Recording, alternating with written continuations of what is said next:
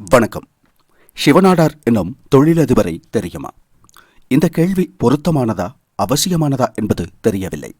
காரணம், இன்று சிவநாடாரை தெரியாதவர்கள் மிக குறைவாகவே இருப்பார்கள் என்பதுதான். சூரியன் தமக்கு கொடுக்கும் ஒளியை பூமிக்கும் பகிர்ந்து கொடுக்கிறது நிலவு. சூரியனைப் போல் இறைவன் தமக்கு தரும் செல்வத்தை பலருக்கு பகிர்ந்து கொடுக்கும் நிலவு போன்ற குணமுடைய மனிதர்கள் நிறைய பேர் இந்த பூமியில் இருக்கிறார்கள். மனித இனம் எவ்வளவோ மோசமடைந்தாலும், இன்று என்னதான் நற்பண்புகள் எல்லாம் குறைந்து போயிருந்தாலும் விதிவிலக்கான சில மனிதர்கள் இருக்கிறார்கள். இன்றைய காலத்திலும் அவ்வாறு இருக்க முடிகிறது என்பதால் அவர்களை கடவுள்களின் அவதாரங்கள் என்றே கூட சொல்லலாம். அத்தகைய சிறந்த பண்பாளரான ஒரு உயர்வான மனிதரை பற்றி இந்த பதிவில் பார்க்கிறோம். இந்தியாவின் மிகவும் கனிவான மனிதர். இந்தியாவின் மிகப்பெரிய தகவல் தொழில்நுட்ப நிறுவனங்களில் 3வது பெரிய நிறுவனமான HCL, அதாவது ஹிந்துஸ்தான் கம்ப்யூட்டர்ஸ் லிமிடெடின் நிறுவனர். மிகப்பெரிய நிறுவனத்தின் தலைவர், பணக்காரர்கள் பட்டியலில் முன்னணியில் இருப்பவர் என்பதையெல்லாம் தாண்டி அவர் இந்திய மகாதேசத்தின் மிகவும் கனிவான உள்ளம் கொண்டவராக அறியப்படுகிறார். அந்த அளவுக்கு தான தர்மங்களை செய்து வருகிறார் சிவநாடார். கடந்த ஆண்டில் மட்டும் 2042 கோடி ரூபாயை தொண்டு நிறுவனங்களுக்காக செலவு செய்துள்ளார் அவர். அவரை பொறுத்தவரை அதை செலவாக பார்க்கவில்லை, மாறாக இந்த பூமிக்கு தன்னை அனுப்பிய இயற்கைக்கு திருப்பிச் செலுத்தும் நன்றி கடனாக பார்க்கிறார். உலக புகழ்பெற்ற பல்கலைக்கழகங்களில் பட்டம் பெற்றவரோ அல்லது IIT பட்டதாரியோ அல்ல சிவநாடார். தமிழகத்தில் தூத்துக்குடிக்கு அருகில் உள்ள கடலோர கிராமமான மூளைப்பொழி கிராமத்தில் மிகவும் எளிமையான குடும்பத்தில் பிறந்தவர்.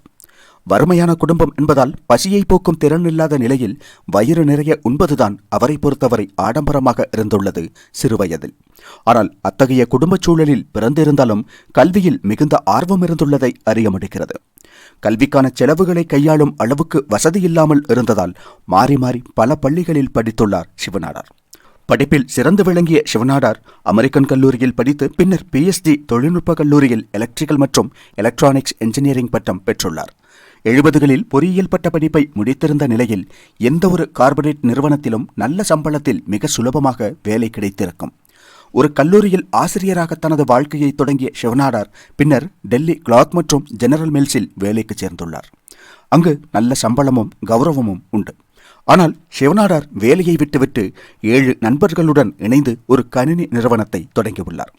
கிடைத்த சம்பளத்தில் செலவுகள் போக சேமித்து வைத்திருக்கும் பணம் மட்டுமே தங்களிடம் இருந்த நிலையில் அது ஒரு சாகச முயற்சியாகவே இருந்தது. 1976 HCL தொடங்கப்பட்ட போது உலகில் கணினிகளின் எதிர்காலம் என்னவாக இருக்கும் என்பது கூட தெளிவாக தெரியாத நிலை இருந்தது. அப்போதுதான் ஆப்பிள் நிறுவனம் அதன் முதலாவது டெஸ்க்டாப் கம்ப்யூட்டர் மெக்கின்டோஷை வெளியிட்டு ஓராண்டு ஆகியிருந்தது. மைக்ரோசாப்ட் நிறுவனம் அதன் பேசிக் லாங்குவேஜ் புரோகிராமை அப்போதுதான் அறிமுகம் செய்திருந்தது. எனவே கணினிகளுக்கு எதிர்காலம் உள்ளதா, அது சார்ந்து செய்யப்படும் முதலீடுகள் லாபகரமானதாக இருக்குமா என்று யாருக்கும் தெரியாத காலம். அந்த நேரத்திலேயே முத்து நகராம் தூத்துக்குடியின் இந்த முத்தான மனிதருக்கு கம்ப்யூட்டர் தயாரிக்கும் ஆசை ஏற்பட்டுள்ளது. அன்று ஒரு புதிய மற்றும் மிகப்பெரிய முயற்சியில் குதிக்கும் அளவுக்கு பொருளாதார வலிமை இருந்திருக்கவில்லை சிவநாடாருக்கு. அதனால் பலர் அவரது அந்த முயற்சிகளை தேவையற்றது என்று கூறியுள்ளார்கள். ஆனால் மற்றொரு சாதகமான சூழ்நிலையும் உருவாக்கி கொண்டிருந்தது மறுபுறத்தில். அதாவது 1970களின் மத்திய பகுதியில் வெளிநாட்டு கணினி பிராண்டான IBM-ஐ நாட்டிலிருந்து வெளியேற்றியது மத்திய அரசு. அதற்கு பல்வேறு காரணங்கள் இருந்தன. அதை பற்றி மற்றொரு பதிவில் விரிவாக பார்க்கலாம். அந்த அரசியல் சூழ்நிலை உள்நாட்டு பிராண்டுகளை வளர்ச்சியடைய செய்யும் என்பதை அறிந்திருந்தார் சிவநாடார். அதனைத் தொடர்ந்து 8-பிட் ப்ராசஸருடன் முதலாவது கணினி 1977 அறிமுகம் செய்யப்பட்டது. அது இந்தியாவின் சொந்தமான முதலாவது கணினியாகும். 1983 வாக்கில் வன்பொருட்கள் மட்டுமின்றி மென்பொருள் துறையிலும் இறங்கியது HCL. இந்தியாவின் முதலாவது தரவுத்தள மேலாண்மை, அதாவது டேட்டாபேஸ் மேனேஜ்மெண்ட் சிஸ்டமை உருவாக்கியது HCL. 1990கள் ஆனபோது கணினிகள் வாழ்க்கையின் ஒவ்வொரு அம்சத்தையும் ஆளப்போகின்றன என்பதை உலகம் உணர்ந்தது. அப்போதைக்கெல்லாம் HCL இந்தியாவிலும் உலகம் முழுவதிலும் அதன் இருப்பை வெளிப்படுத்தியிருந்தது. வருவாய் மற்றும் பிராண்டிங் குதித்துயரும் நிறுவனமாக விளங்கியது HCL. சிறியதோ பெரியதோ எந்த ஒரு வணிகத்தையும் நிர்வகிக்கும் தொழில் முனைவோர் சமூக அந்தஸ்தையும் நிதி பெருக்கத்தையும் நோக்கமாக கொண்டிருப்பார்கள். ஒரு வணிகத்தை நடத்துவதற்கு பணம் ஒரு அடிப்படை காரணியாக இருப்பதால் தொழில் முனைவோர் இயல்பாகவே செல்வத்தை சுற்றியேதான் செயல்படுவார்கள்.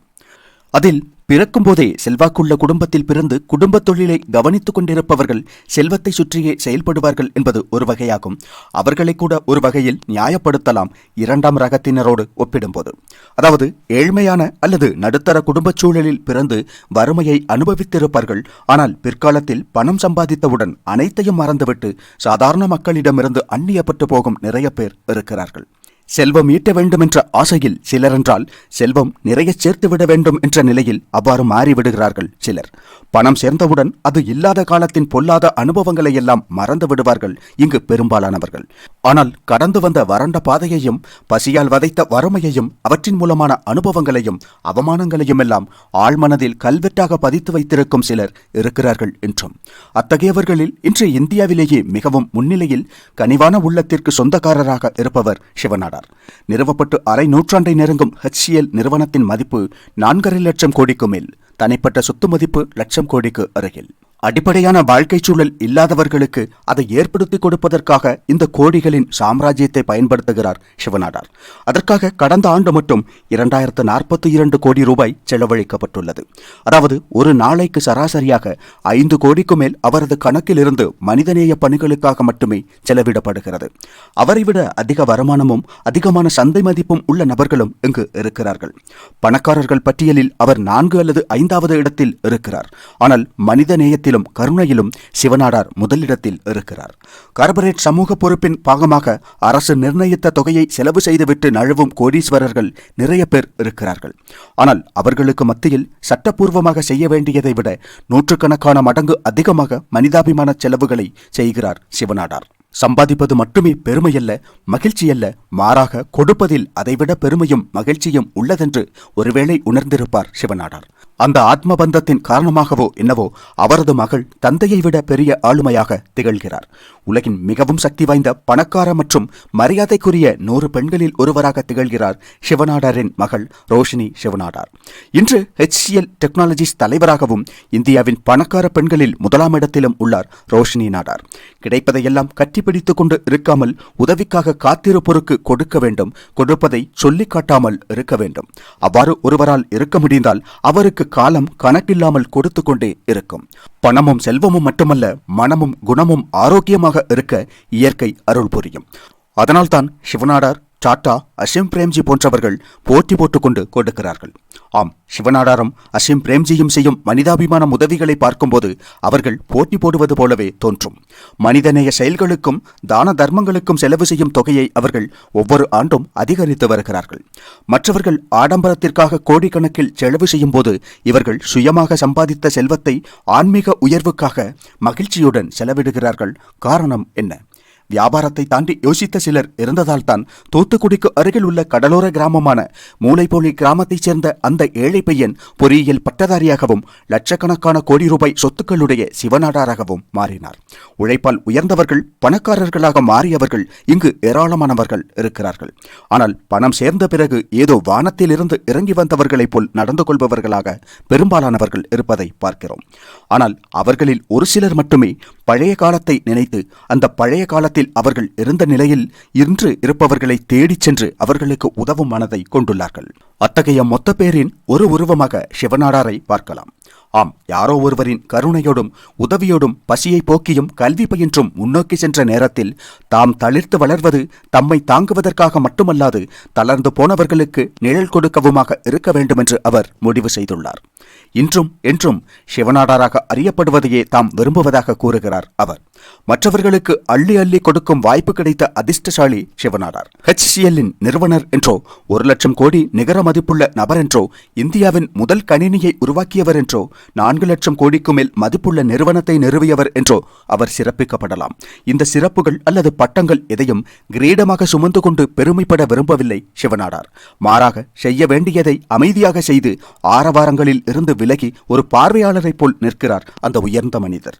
நல்ல மனிதர்களை உருவாக்க, நல்ல சமூகத்தை உருவாக்க, நல்ல சூழலை உருவாக்க இவர் போன்றவர்களின் வரலாறுகளை தெரிந்து கொள்வதோடு குழந்தைகளுக்கு சொல்லிக் கொடுக்க வேண்டும். மனிதனுக்கு உண்மையில் மனமகிழ்ச்சியும் நிம்மதியும் எதில் உள்ளதென்பதை புரிந்து கொண்டாலே சமூகம் நல்ல சமூகமாக மாறிவிடும்.